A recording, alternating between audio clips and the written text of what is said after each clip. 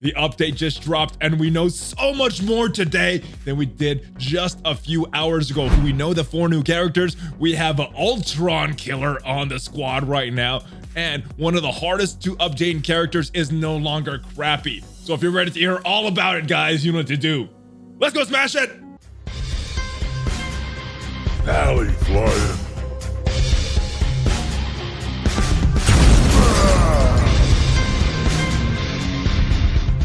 What is up, Valley Maniacs? ValleyFlyin here. I am back. Welcome to the channel. Yes, ladies and gentlemen, the update that we have been waiting for, it has finally dropped. And there's a lot that we know today that we did not know yesterday. We have a new Ultron killer in the game. And yeah, we're going to talk about the kit for Black Bolt. He looks like he is countering some of the very strongest characters in the game right now.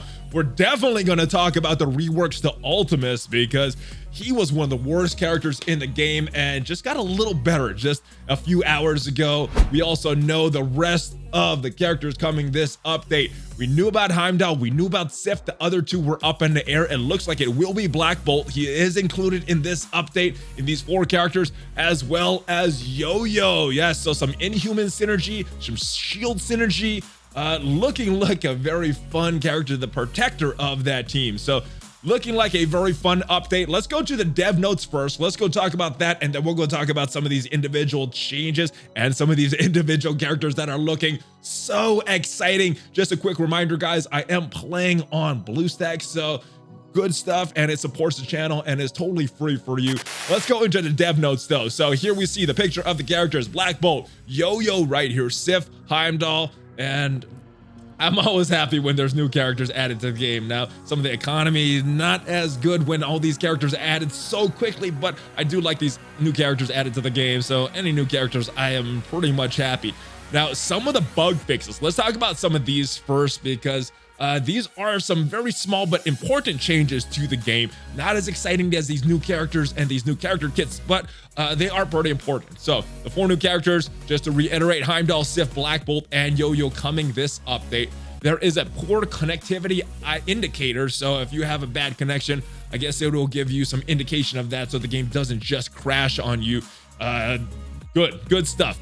Bonus events UI update. Indicators now mark campaigns and campaign nodes with increased character shards rewards during bonus events. Sometimes these work, sometimes they don't. Sometimes I'm not getting the extra shards, but I'm glad the indicators are marking that. Very good for newer players. War boost change. Defensive boost can now be applied to any team in all rooms during your in your helicarrier during a war. Very good. A lot of times I would just have to wait around to apply boosts to the proper teams because you're not always leading with the strong teams anymore.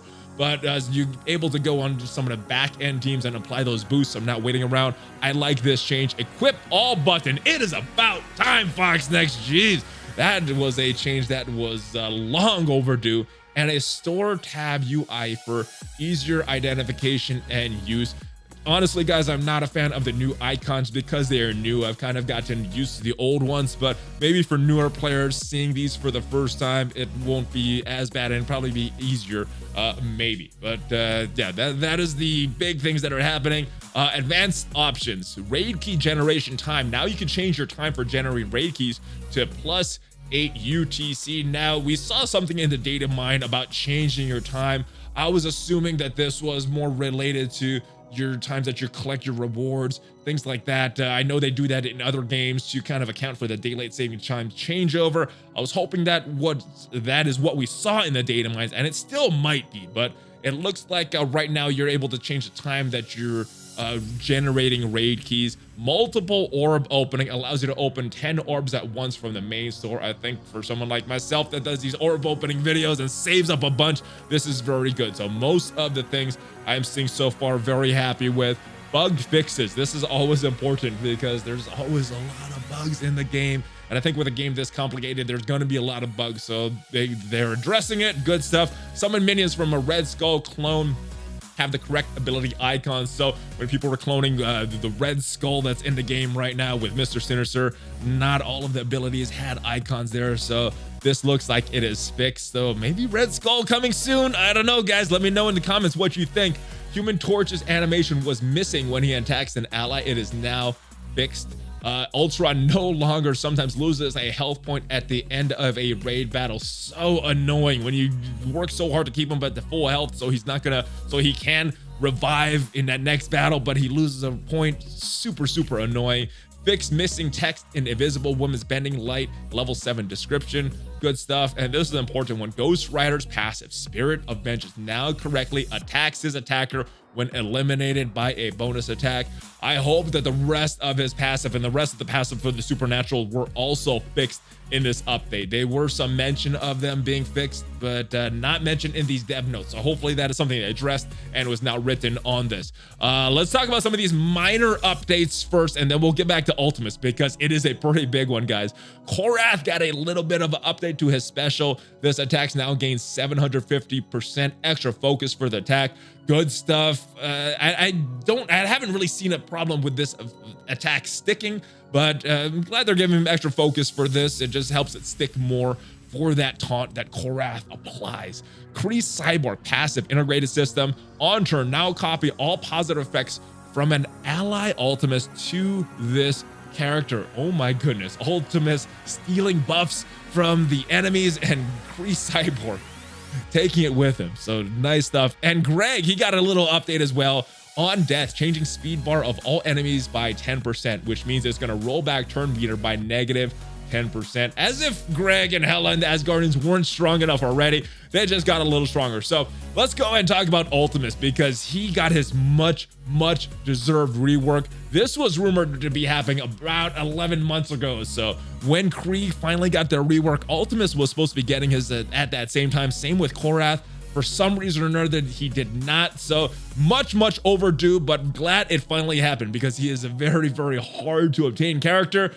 But he kind of sucked. He kind of sucked in the game. So I'm glad they're making him at least usable. And by the words of this kit, I think he'll be a lot more than usual. And let's go look at my Ultimus. Still haven't decided if I want to put that next star on him. Definitely have the resources to do it. And maybe get that 7th star on him as well. Very close to that as well. But let's take a look at his kit. Level 5. And what happened to this? Well, they gave him a little more damage. And now he has a 30% chance to apply ability block, which he did before. But now also defense down and mind controlling one enemy to attack that primary target. So his basic, better. Let's go look at his special though. And what happened to this? Well, you got some increased damage and some piercing. It didn't have this piercing before.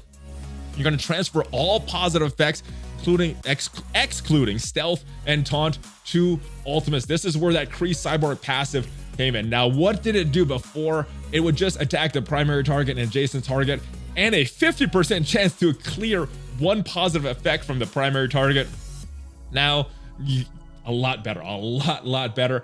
At level 7, this maxed out, you're transferring all the positive effects from the primary target to Ultimus. So good stuff there. Domination, his new ultimate. And what happened to this? Well, the cost of this was insanely high. It used to cost 7 ability or 8 ability or something like that. It was 8 ability, started at 6. So you have to wait 2 turns to use this move.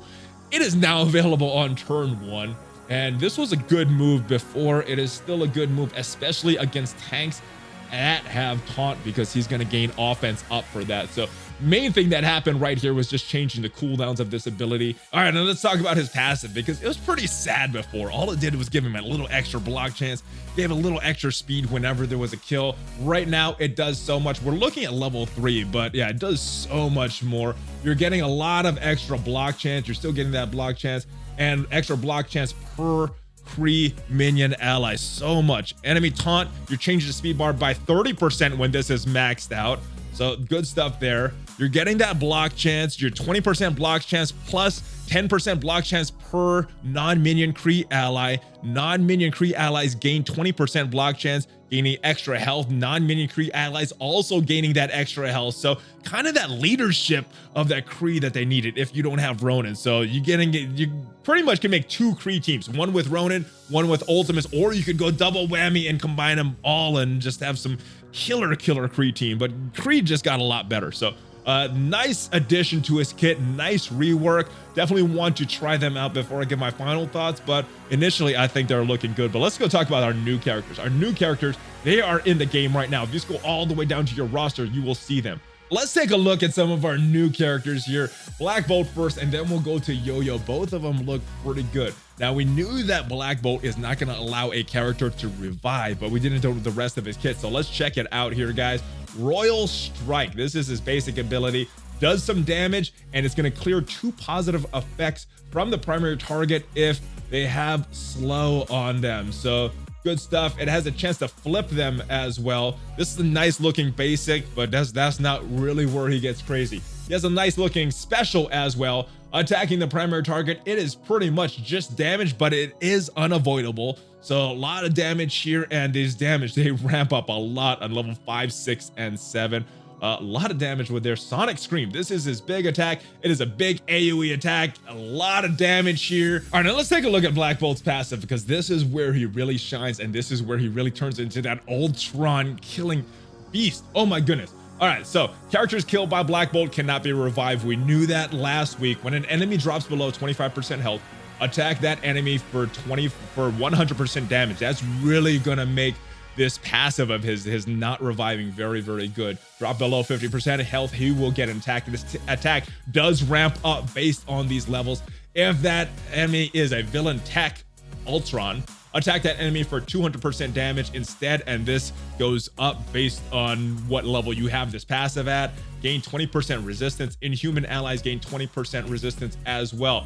Now, these stats do go up, like I said, when you get to level 7, but the big one here, on enemy summon at level 2, apply disrupted plus clear 1 positive effect on the summoner, goes up to 3 positive effects on level 4. This is the move. This is the move, guys. This is the passive, and this is the wording of the passive that's really going to screw Ultron when he cannot get those positive effects on him. His turn meter is not going to be good. His cooldowns aren't going to be good on his skill. This is the Ultron counter. For better or worse, guys, Ultron just got a little less valuable with Black Bolt in the game. And if you want Black Bolt, I highly suggest wailing out on your Asgardians, because that looks like it's the only way to get him. And last but not least, it is Yo-Yo coming to the game. Now, if you guys watched the Agents of S.H.I.E.L.D. television show, you're probably familiar with this character. If not, she is a very fast character, and she does have that shield and Inhuman tags, kind of like Quake. So good stuff there. Her speed, very, very fast. She was built to be the fastest character in the game, and as you can see, 140. Oh my goodness. Now, some of the characters are a little faster when you take into account bonuses, but base speed, pretty fast. Her basic, attacking primary target for 100% damage, clearing counter. It cannot be counter attacked. You're getting an assist from a random Inhuman ally, and that percent chance goes up as you level this skill. So decent, no counterattack, and getting an assist on her basic. All right, now let's take a look at her special flurry. You're attacking the primary target for X amount of damage, and that does scale up depending on how much you level this ability. Bonus attacking 2 times for 60% damage, cannot be counterattacked again. Now you're going to repeat attack on a random target, and that goes up as well. It looks like you're getting 6 additional targets when you fully max out this skill. So a lot of damage, a lot of it going around to the enemies. Let's take a look at her ultimate run, the Gauntlet. It is a big AoE attack, attacking all enemies, 100% damage at level 1, and it does scale up. 50% chance to grant 1 ability energy to all Inhuman allies at level 5. Always granting ability energy to all Inhuman allies at level 6, and you're increasing the damage at level 7. This looks very, very good. No word yet on the skills and the cooldown of this. And Swift Protector on enemy turn. If this character has no other protector allies, 50% chance to apply offense down to that enemy, cannot be dodged. When a minion shield or Inhuman ally drops below 50%, apply defense up to that enemy and getting more dodge chance. You're getting evade on that enemy as you start to level up this skill. So very, very good versatile character. I like that she has 2 tags, the shield tag and the Inhuman tag, kind of like Quake, kind of giving some homage to that Inhuman heritage of hers and that shield show that she's on. So what do you think of these new characters, guys? What do you think of Black Bolt? What do you think of Yo-Yo? And what do you think of the rework to Ultimus? Oh my goodness, a lot to unpack in this update and a lot to talk about on the news video that Casino and I are going to talk about tonight. So that is it for this video. I hope you guys enjoyed it. I hope you guys are enjoying this update. I will see you guys next time. If you enjoyed this video, subscribe to the channel, smash on that like button, join the notification squad, ring that bell, guys. And yes, check out some of the links down below that support the channel. BlueStacks, Patreon, Valley merch, will harder. It looks like you're gonna have to will harder if you really want these Asgardians and to try to get Black Bolt on the first turn, guys. So that shirt is available on TeePublic. Lots of sales going on for the holidays as well, going on all the time. So check that out. And of course, check out my other channel, ValleyFlyin 76, where I talk about other games that I cover as well. Hulk fist bump, baby. ValleyFlyin out.